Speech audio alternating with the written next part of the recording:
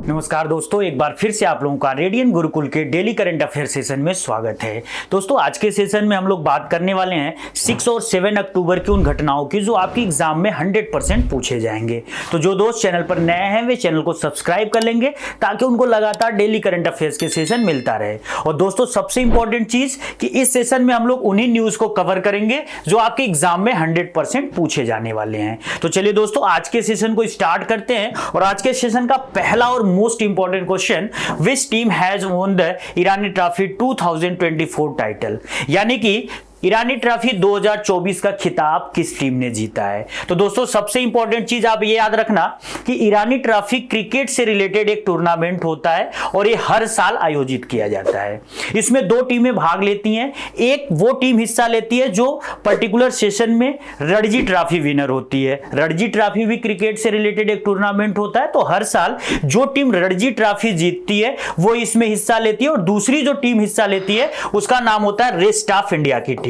Rest of India वो team होती है जो अलग अलग स्टेट के प्लेयर से मिलकर बनती है जो इंडिया लेवल पर खेल चुके होते हैं। तो रणजी ट्रॉफी विनर और रेस्ट ऑफ इंडिया के बीच ये ट्रॉफी कराया जाता है और इस बार का जो टूर्नामेंट है मुंबई ने जीता, जो कि ऑलरेडी रणजी ट्रॉफी जीत चुकी थी। तो फाइनल में उन्होंने किसको हराया? रेस्ट ऑफ इंडिया को हराया। ये देखिए, मुंबई की पूरी टीम है और अजिंक्य रहाणे यहां पर ये आपको दिख रहे हैं, ये इस टीम के कैप्टन थे। तो इनकी कैप्टेंसी में मुंबई टीम ने ईरानी ट्रॉफी जीता है।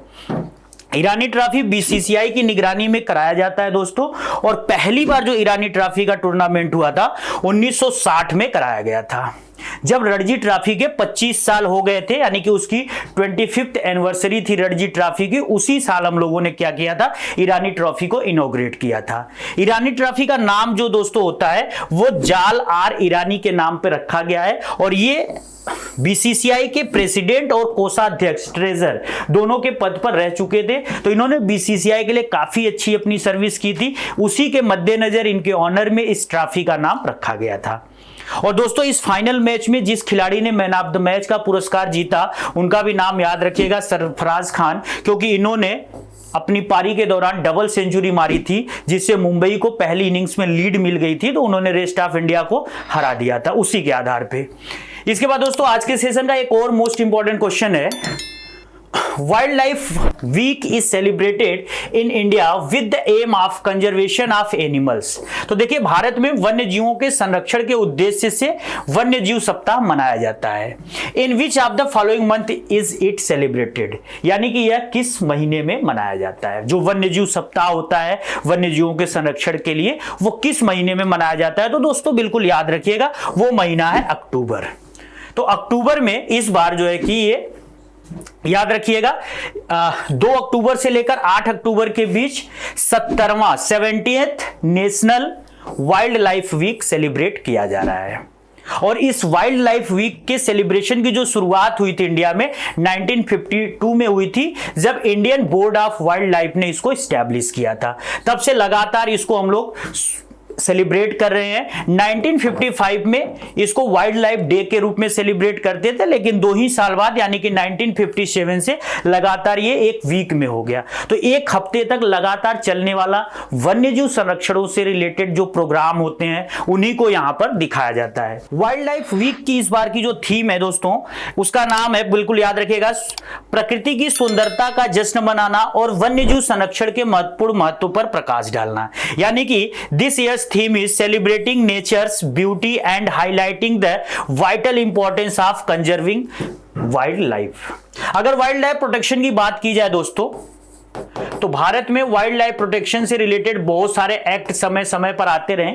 सबसे इंपॉर्टेंट जो एक्ट था 1972 में हम लोगों ने वाइल्ड लाइफ प्रोटेक्शन एक्ट बनाया। इसके बाद हम लोगों ने 1980 में फॉरेस्ट प्रोटेक्शन एक्ट बनाया। इसके बाद हम लोगों ने 1986 में, ये बहुत इंपॉर्टेंट है, जब हम लोगों ने इन्वायरमेंट प्रोटेक्शन एक्ट बनाया। और एक और इंपॉर्टेंट एक्ट यहां पे हमारा था 2002 में, जब हम लोगों ने बायोडायवर्सिटी एक्ट बनाया। तो लगातार हम वन्य जीव को बचाने के लिए प्रयासरत है। टाइगर्स को बचाने के लिए प्रोजेक्ट टाइगर, लायंस को बचाने के लिए प्रोजेक्ट लायन, एलिफेंट को बचाने के लिए प्रोजेक्ट एलिफेंट। तो इस तरीके से भारत सरकार बहुत सारे स्कीम्स चला रही है जिससे हमारे हमारे देश की जो बायोडाइवर्सिटी है, जिसको कि 2002 में कानूनी रूप से अधिनियम बनाया गया था, उसको बचाने के लिए प्रयास किया जा सके। तो बिल्कुल याद रखिएगा, जो वाइल्ड लाइफ वीक होता है ये 2 से 8 अक्टूबर के बीच इस साल सेलिब्रेट किया गया। इसके बाद दोस्तों आज के सेशन का एक और मोस्ट इंपॉर्टेंट क्वेश्चन है, इन अक्टूबर 2024 prime minister Narendra Modi inaugurated the Banjara heritage museum in which district of Maharashtra. तो देखिए मोदी जी ने रिसेंटली क्या किया है, बंजारा विरासत संग्रहालय का उद्घाटन किया है।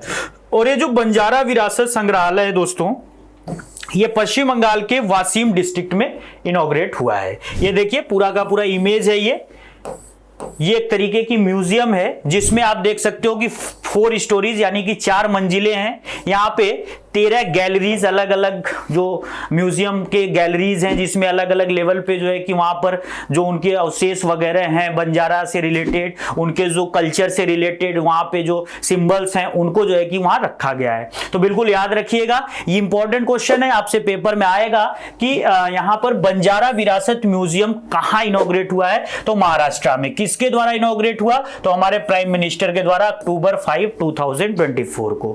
और इस पर्टिकुलर इवेंट पर मोदी जी ने क्या किया, 2 बड़े फेमस संत सेवालाल महाराज और संत रामाराव महाराज, इन दोनों को जो है कि उन्होंने वहां पे स्पिरिचुअलिटी उनका रिवार्ड किया, उनको सम्मान दिया। साथ ही वहां जो जगदम्बा टेम्पल था उसके आसपास का एरिया जो बंजारा से रिलेटेड था, वहां पे इन्होंने जो धार्मिक अनुष्ठान थे वो भी किए। और बंजारों का रिलेटेड एक म्यूजिकल इंस्ट्रूमेंट जिसको नगाड़ा बोला जाता है, उसको भी इन्होंने क्या किया, यहां पर प्ले किया। तो बिल्कुल इंपॉर्टेंट चीज है, ये भी एग्जाम में पूछा जा सकता है कि जो नगाड़ा म्यूजिकल इंस्ट्रूमेंट है ये किस टाइप से रिलेटेड है या किस पर्टिकुलर ट्राइब से रिलेटेड है। तो बिल्कुल याद रखेगा बंजारा ट्राइब से। और ये जो बंजारा विरासत म्यूजियम है इसको कहां इनॉग्रेट किया गया है? तो महाराष्ट्र में इनॉग्रेट किया गया है। इसके बाद दोस्तों आज के सेशन का एक और मोस्ट 100% पेपर में पूछा जाने वाला क्वेश्चन, ये इस क्वेश्चन को मैं गारंटी दे रहा हूं आपके एग्जाम में 100% पूछा जाएगा। क्वेश्चन क्या है, Malabar naval exercise is conducted between India and which 2 other countries. तो देखिए यहां पे एक्चुअल में इंडिया के साथ साथ यहां पे 2 नहीं 3 कंट्रीज मिलकर आपस में इसको करते हैं। तो कुल 4 कंट्री जब मालाबार में हिस्सा लेते हैं। पहले इसमें 2 ही देश थे, बाद में जापान आया तो 3 हो गए, और फिर ऑस्ट्रेलिया भी आ गया तो 4 हो गए। तो रिसेंटली आप देखोगे कि इस मालाबार सैन्य अभ्यास में भारत के अलावा 3 और देश हिस्सा लेते हैं। वो 3 देश कौन कौन से हैं? तो एक अमेरिका है, एक जापान है और एक ऑस्ट्रेलिया है। तो यहां पे आप ऑस्ट्रेलिया भी ऐड कर लेना, ठीक है दोस्तों। तो ये देखिए मालाबार जो नौसैनिक सैन्य अभ्यास है, ये पूरी की पूरी उसकी इमेज है। इसका जो स्टार्टिंग हो रहा है ये 8 अक्टूबर से स्टार्ट हो रहा है दोस्तों। तो बिल्कुल याद रखिएगा 8 अक्टूबर से 18 अक्टूबर के बीच स्टार्ट होगा। और इस बार का जो पूरा का पूरा ये नेवल एक्सरसाइज हो रहा है मालाबार, वो इंडिया के होस्ट में हो रहा है। और कहां पे हो रहा है? तो ये विशाखापत्तनम जो आंध्र प्रदेश का कोस्टल रीजन है वहां पर हो रहा है। तो ये बहुत इंपॉर्टेंट आपके लिए है कि मालाबार सैन्य अभ्यास जो इंडिया का एक बहुत इंपॉर्टेंट मल्टीलैटरल नेवल एक्सरसाइज है, वो इंडिया इस बार होस्ट कर रहा है। और कहां होस्ट कर रहा है? तो विशाखापत्तनम के कोस्टल लाइन पे कर रहा है। और इसमें कौन कौन से देश हिस्सा लेते हैं तो वो भी बिल्कुल याद रखिएगा, इंडिया, अमेरिका, जापान और ऑस्ट्रेलिया। इस एक्सरसाइज को वैसे तो अमेरिका ने स्टार्ट किया था, अमेरिका के द्वारा इसको इनिशिएट किया गया था। और ये पहली बार जो है कि 1992 में इसको स्टार्ट किया गया था, ये याद रखिएगा। उसके बाद फिर क्या हुआ कि बाद में अलग देश शामिल हुए इसमें, ऑस्ट्रेलिया और जापान। इनको 2007 में इनवाइट किया गया और तब से लेकर ये अब तक लगातार इस एक्सरसाइज में हिस्सा लेते रहे हैं। तो ये 100% पेपर में आने वाला क्वेश्चन है, इसको बिल्कुल अच्छे से आप पढ़ लीजिएगा। इसके बाद दोस्तों आज के सेशन का बिल्कुल लास्ट क्वेश्चन है, when is world habitat day celebrated, यानी कि विश्व पर्यावास दिवस कब मनाया जाता है। पर्यावास का मतलब आप बिल्कुल आसान भाषा में समझ जाइए, आवास। तो हर एक व्यक्ति को आवास मिले उसके लिए वर्ल्ड हैबिटेट डे सेलिब्रेट किया जाता है। ये कितने तारीख को सेलिब्रेट किया जाता है? तो इसकी तारीख यहां पे कोई फिक्स नहीं होती है, बिल्कुल याद रखिएगा। ये अक्टूबर महीने के पहले सोमवार को सेलिब्रेट होता है। तो आज यानी कि 7 अक्टूबर को अक्टूबर महीने का पहला सोमवार है, इसलिए ये डे इसी के दिन सेलिब्रेट किया जाएगा। तो बिल्कुल याद रखिएगा अक्टूबर का पहला सोमवार। और 2024 में कितने तारीख को पड़ रहा है? तो आज के दिन यानी कि 7 अक्टूबर। तो ये देखिए बिल्कुल याद रखिएगा, वर्ल्ड हैबिटेट डे। यहां पर engaging youth to create a better urban future, ये इसकी थीम है, बिल्कुल इस थीम को याद रखिएगा, engaging youth to create a better urban future, यानी कि बेहतर शहरी भविष्य बनाने के लिए युवाओं को शामिल करना इस बार की ये थीम है। 100% पेपरों में पूछा जाएगा। और कितने तारीख को सेलिब्रेट किया जा रहा है, तो 7 अक्टूबर को, क्योंकि यह फर्स्ट मंडे ऑफ अक्टूबर है 2024 का। इस डे को सेलिब्रेट करने की जो शुरुआत की गई थी 1985 में की गई थी, किसके द्वारा की गई थी, तो यूनाइटेड नेशन के जनरल असेंबली के द्वारा, जिसको हम संयुक्त राष्ट्र की महासभा बोलते हैं, एक तरीके की विश्व की लघु संसद होती है। तो इसी ने इसको इनॉग्रेट किया था पहली बार 1985 में। तब से लेकर अब तक हम लोग लगातार इसको सेलिब्रेट करते हैं। और सबसे इंपॉर्टेंट चीज दोस्तों, आवास किसी भी मानव के लिए बहुत जरूरी होता है। मानव ही नहीं, कोई भी इस धरती की स्पीसीज हो, चाहे वो हाथी हो, शेर हो, उसके लिए हैबिटेट बड़ा इंपॉर्टेंट होता है। तो हैबिटेट हम लोगों के लिए भी इंपॉर्टेंट है, और उसके लिए भारत सरकार समय समय पर अनेक स्कीम भी स्टार्ट करती रही। एक बड़ा स्कीम, फेमस स्कीम लॉन्च किया था हमारे फॉर्मर पीएम राजीव गांधी ने, इंदिरा आवास योजना 1985 में। स्पेशली गरीबों को पक्का मकान देने के लिए उन्होंने ये योजना स्टार्ट किया था। बाद में मोदी सरकार जब आते हैं 2014 में, जब ये प्रधानमंत्री बनते हैं, तो अगले साल यानी कि 2015 में 25 जून के दिन ही इस योजना का नाम बदलकर वो प्रधानमंत्री आवास योजना कर देते हैं। और इस योजना को 2 पार्ट में वो डिवाइड करते हैं। अर्बन एरियाज के लिए प्रधानमंत्री आवास योजना शहरी, और ग्रामीण क्षेत्रों के लिए प्रधानमंत्री आवास योजना ग्रामीण। तो दोस्तों बिल्कुल याद रखिएगा, इंदिरा आवास योजना पे भी क्वेश्चन आ सकता है, प्रधानमंत्री आवास योजना पर भी आ सकता है। आज के सेशन में बस इतना ही दोस्तों। आज के सेशन की पूरी जो पीडीएफ है रेडियन गुरुकुल के टेलीग्राम चैनल से मिल जाएगा। अगर आज का सेशन आपको अच्छा लगा होगा तो इसको लाइक जरूर करिएगा, अपने दोस्तों के साथ शेयर करिएगा, और अगर चैनल पर नए हैं तो चैनल को सब्सक्राइब भी करिएगा। जय हिंद दोस्तों।